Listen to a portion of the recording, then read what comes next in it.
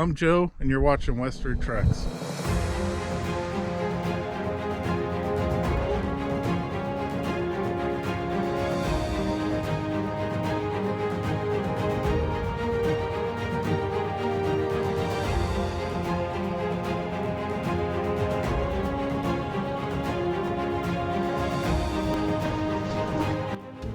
Hello YouTube, join me for an adventure to Utah. We will explore Native American pictographs, the ghost town of Sego, and Whitesands Launch Complex, where over 244 rockets were launched. Oh, it's black. Stepped on something. Are you ready, Dad? I'm ready. Let's go. As we leave western Colorado, the clouds close in on us. It's a chilly fall day, but we anticipate warm weather in Utah. We exit I-70 at Thompson Springs and head north to Sego Canyon. Thompson Spring was established in 1883 as a station stop for the Denver and Rio Grande Western Railroad. Since 1997, the town has been in decline. The 2020 census states only 34 permanent residents. Our first stop is the pictographs in Sego Canyon. Here you will find a designated parking area with vault toilets. It feels great to stretch my legs scrambling around the large boulders. These rock art panels are some of the finest in the West. 3 distinct cultures are represented here: the Utes, Fremont, and Archaic. The Utes first appeared in this area 1,000 years ago. Earlier still were the Fremont Indians at 2,000 years ago. The oldest rock art here comes from the Archaic period around 4,000 years ago.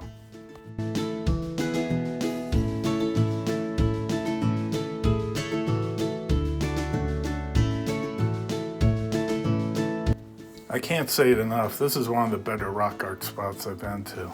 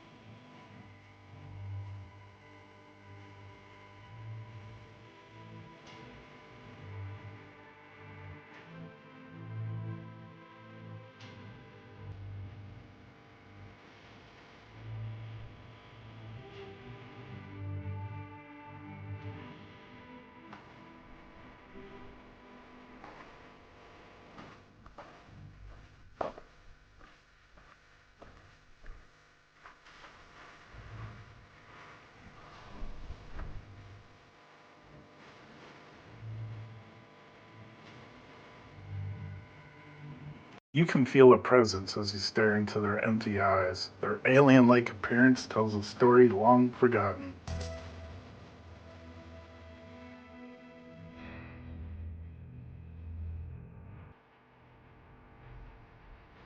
It's very humbling. What were they trying to say?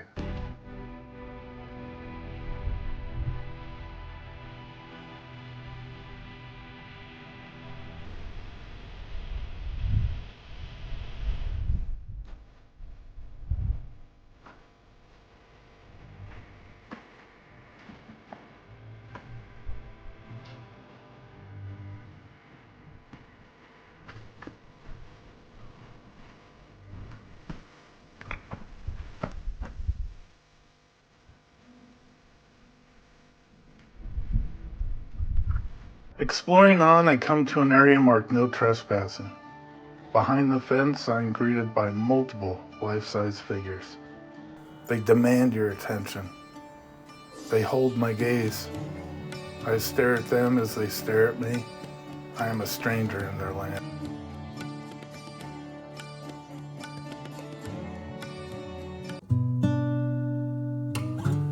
A quick drive up the road brings us to the ghost town of Sego.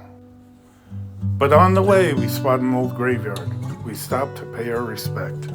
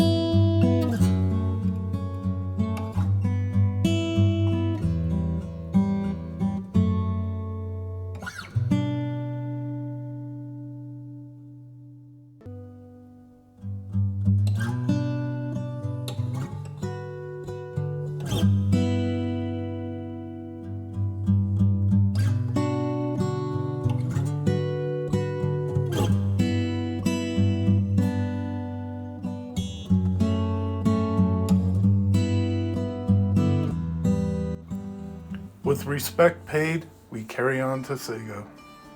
Sego was a coal mining town that was inhabited from 1910 to 1955. The original claim was made by Henry Ballard in 1908. There's not much left of Sego.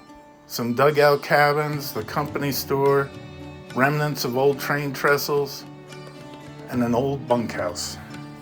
It would have been a hard life here. Accidents would have been plenty and pay would have been few.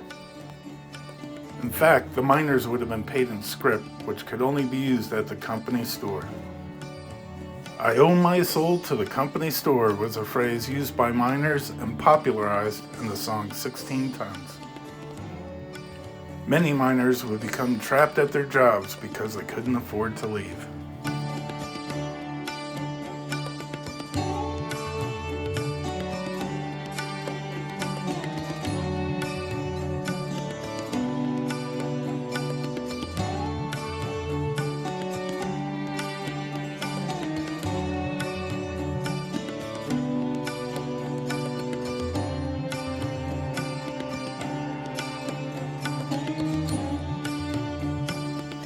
In 1911, a railway spur was built to bring coal out of the canyon. Here you can see one of the trestles.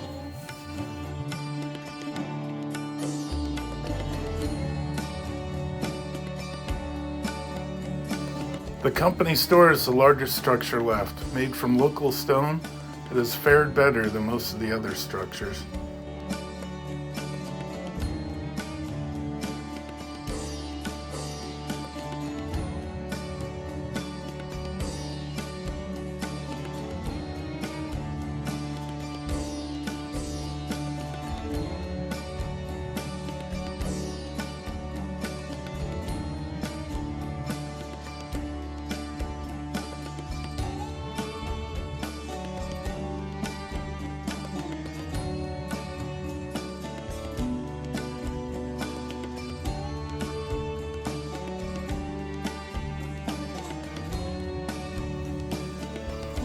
An old bunkhouse can be found nearby. I was told it collapsed in 2009. All that remains now is a pile of wood.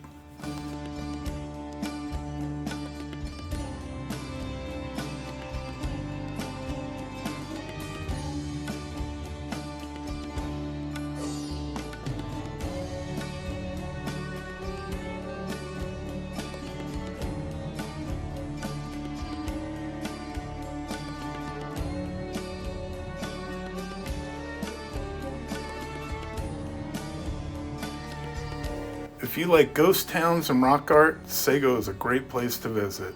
Only 5.5 miles from I-70, it's a fun spot to stretch your legs. We leave Sego behind and head to our next stop, Whitesands Missile Complex, Green River, Utah. 26.5 miles west of Thompson Springs lies the Green River Launch Complex. Take exit 164, head south to the new Area 51 road, and then head east.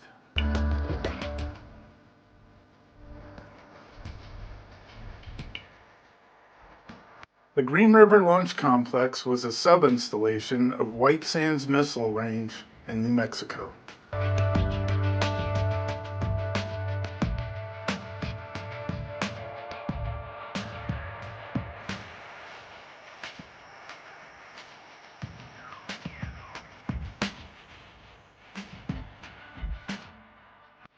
No idea.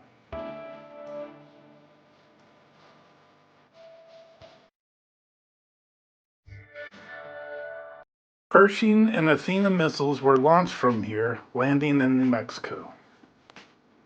From 1964 to 1975, 244 missiles were launched.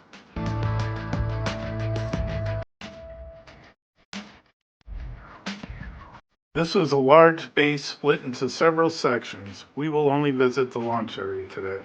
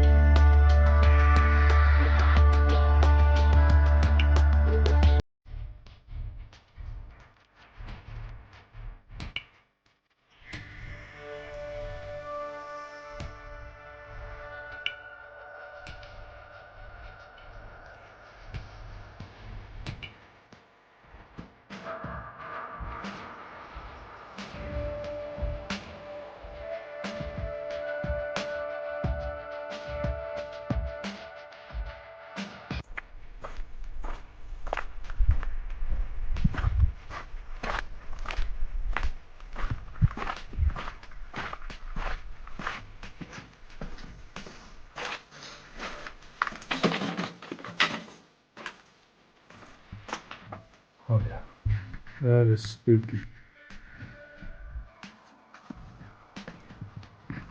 There's someone in there. Sir, can I help you? So this would have been like probably the control room where they would sit when the missiles are launched. You're right. And this would have been their relay racks over here where all their test equipment and electronics would go in. That is amazing. Wow.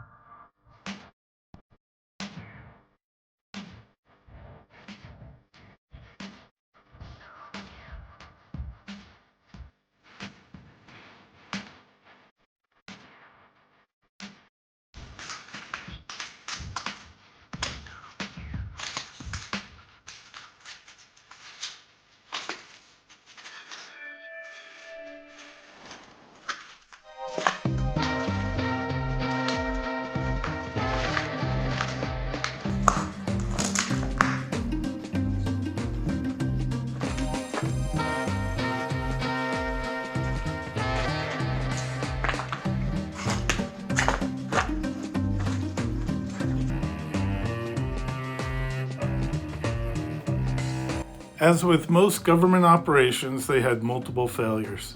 5 to be exact. 5 out of 244 isn't bad, really. Of the failures, 1 landed in Crete, Colorado, 2 in Durango, Colorado, 1 overshot and landed in Mexico, and 1 blew up on liftoff.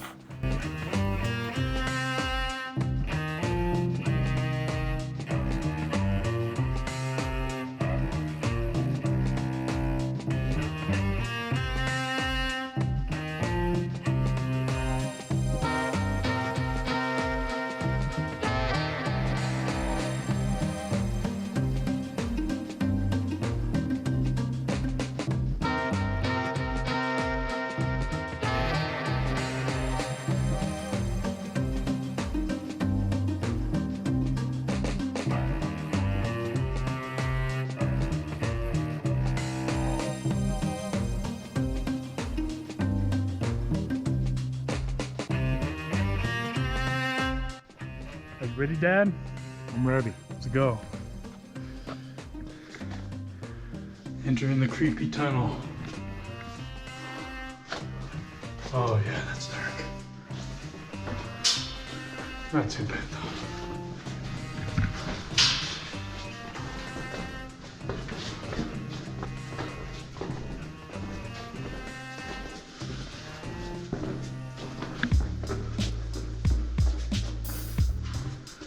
Oh, it's black. Stepped on something.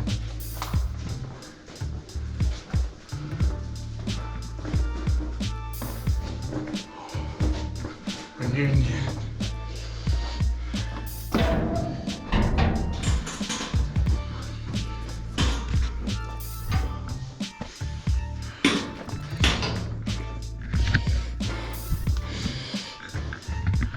We made it.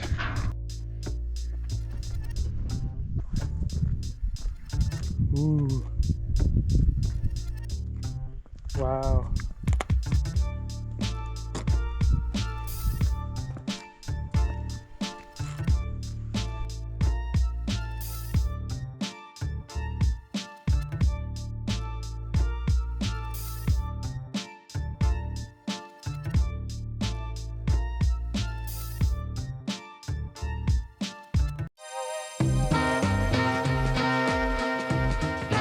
Would have been where the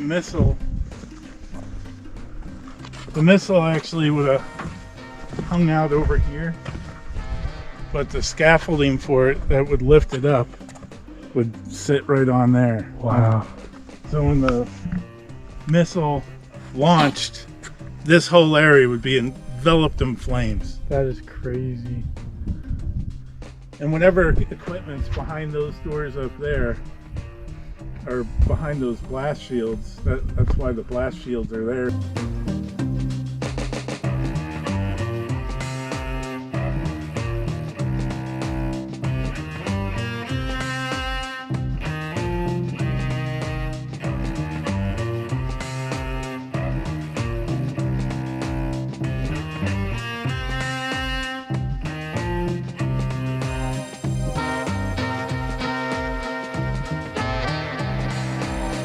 Probably came all the way out to about here where these yellow lines stop. Wow. So if you look back, it would have gone all the way to the base. That's a big missile. Jeez, that is huge.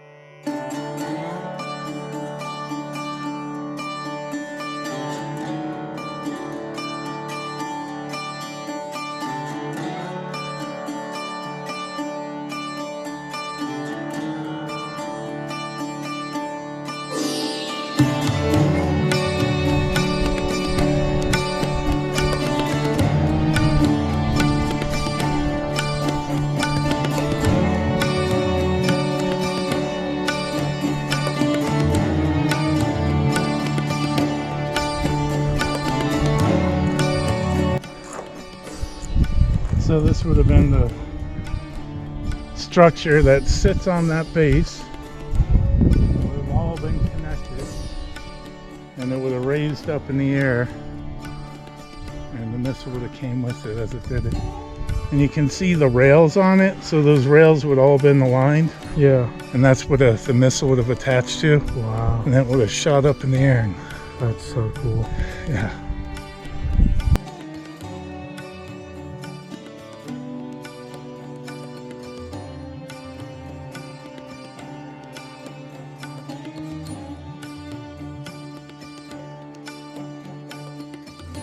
This is the end of the 3-part tour. All these spots are easily accessible from I-70. Happy exploring.